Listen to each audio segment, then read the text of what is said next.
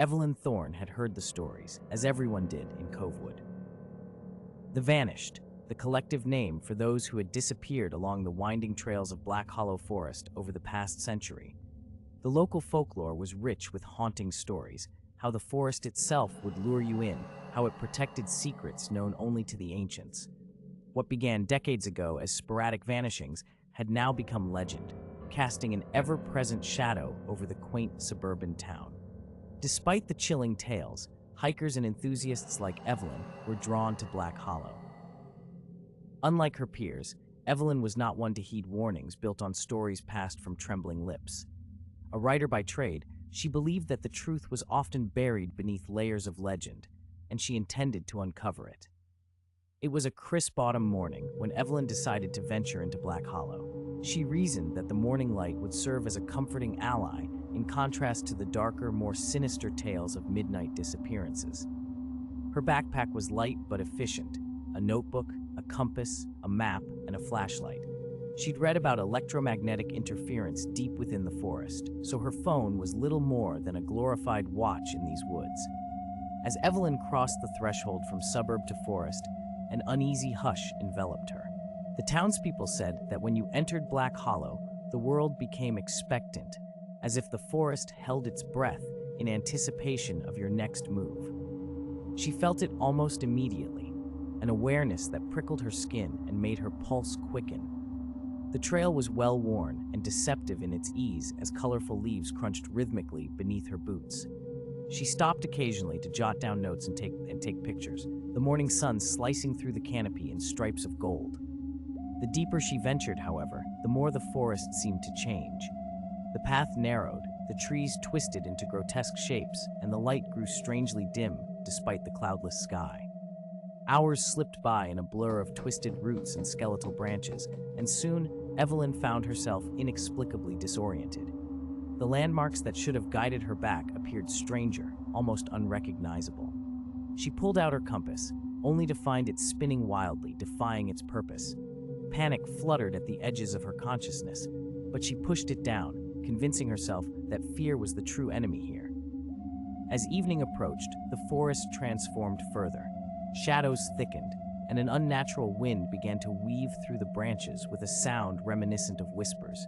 Evelyn swore she heard faint strains of music, an old, melancholy tune that seemed to hum from the depths of the earth. The stories she had dismissed as folklore began to claw their way back into her thoughts. Determined not to become another tale for the townspeople, she resolved to take a break, recalibrate her bearings, and set out again with renewed focus. As she settled down beside a peculiar crooked tree, Evelyn noticed something caught in its gnarled bark. Perhaps a piece of clothing. Her heart skipped as she pulled at the fabric, revealing a tattered strip of plaid, faded and ancient-looking. Driven by curiosity, Evelyn dug around the tree's base and unearthed something that made her blood run cold: an old metal lunchbox, rusted through and heavily dented. With trembling hands, she pried it open, revealing the unsettling remnants of a child's belongings. A school photo, a half-eaten sandwich turned fossil, and a note scribbled in hasty, childlike scrawl. The writing had nearly faded, but the word "help" was legible, repeated several times. Overcome with a sense of dread, Evelyn knew she had stumbled upon something far greater than a mere hike could justify. She hastily repacked her bag, intent on heading back immediately. Her surroundings, however, had changed even further in her short repose. The path she had followed had vanished entirely, replaced by dense underbrush and all the unfamiliar terrain. Twilight descended, wrapping the forest in a cloak of chilling serenity. Disoriented but determined, Evelyn struck out in what she believed was the direction back to town. Yet with each step, the path seemed to lead her deeper into the heart of Black Hollow. Her flashlight beam cut through the darkness, revealing the hunched silhouettes of trees, which felt increasingly like silent sentinels marking her unwelcome journey. In the silent, suffocating darkness, the whispers grew louder. Sometimes they sounded like snippets of conversations, at other times like cries distorting in the drafts. Evelyn's rational mind struggled against succumbing to fear, but her instincts screamed at the wrongness of this place. Hours dragged into an eternity, and Evelyn felt the oppressive heaviness of the forest bearing down, skirting the edges of her sanity. Exhaustion bit into her muscles, but just when despair threatened to spill over, she caught sight of a faint glimmer through the trees, a light. It pulsed gently, not like the harsh glare of a fellow camper, but a soft, enticing glow. Guided by a deep, inexplicable pull, Evelyn picked her way toward the light. As she drew closer, the forest gave way to a small clearing dominated by an ancient-looking cabin, its walls seemingly crafted from the very roots that surrounded it. The light flickered warmly from within, casting long shadows onto the clearing. Her instincts were conflicted. A part of her screamed to flee, to avoid becoming another missing person swallowed by the lore of Black Hollow. Yet something deeper, a writer's insatiable curiosity perhaps, urged her forward. She approached cautiously, her heart hammering in her chest. The cabin door creaked open with an almost deliberate slowness, revealing a dimly lit interior filled with strange, arcane symbols carved into the woodwork. The light she had seen from the forest emanated from an oil lamp placed on a wooden table littered with curiosities, bones, jars of unidentifiable substances, and old leather-bound tomes. An old man sat behind the table, his skin as wrinkled and gnarled as the forest outside. His eyes, however, were sharp and ancient, holding an intelligence far beyond the reach of a mere mortal. He regarded Evelyn with a keen interest before speaking in a voice that seemed to echo from deep within the forest itself. "You've come far, Evelyn Thorne." Evelyn's breath caught in her throat. "How? How do you know my name?" "The forest speaks," the old man replied cryptically, gesturing to the seat opposite him. "It knows why you're here. You wish to understand the stories, the disappearances." Every instinct told her to run, yet there was a gravity to his words that demanded attention. Evelyn sat, clutching her notebook like a lifeline. "What is this place?" He paused, regarding her with an appraising look. "This is where the forest keeps its secrets, where the vanished find peace." Evelyn felt the air buzz with an energy she couldn't comprehend. "You mean they're all here? Alive?" "In a manner of speaking," the old man murmured enigmatically. "They entered seeking knowledge, like you, but found truths they could not leave with."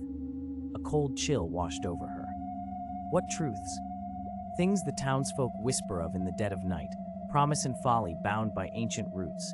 They remain, wardens and prisoners both, entangled in the veil between here and beyond." She struggled with the alien concepts, scribbling parts of his cryptic explanations despite the growing dread. "Am I trapped too, then?" His gaze softened, his expression one of profound understanding. "The forest does not trap, it reveals. Whether you leave depends on your willingness to see through to its core." An inexplicable feeling surged within her, a resolve not born of courage but of clarity. "Then show me." The old man nodded, setting one of the ancient tomes before her. Dust and age clung to its surface, a forgotten relic of Storai, as untold and paths forsaken. As she peeled it open, the world seemed to shift. The symbols around her pulsed with life, the forest itself growing vibrant with unseen music. As she delved deeper into the book, the room wavered like a mirage, collapsing the walls between what was real and the shadowed recesses of Black Hollow's true form. She was no longer merely a seeker of stories, she was a participant in their weaving. Time became meaningless, swallowed by revelations revealed in glimpses of truth, both beautiful and terrible. The vanished, she learned, were those who had transcended, trapped not by bars, but by their own choices to guard the secrets they found. Some had returned to the world, leaving their imprint in whispered legend, while others chose to remain, custodians of knowledge no mere mortal could bear alone. Yet as dawn broke over Black Hollow, Evelyn's purpose crystallized. She knew what the forest offered and the path forward and back. Where others saw only oblivion, she saw truth. The cycle, she understood, was not about disappearing, but becoming part of a larger narrative.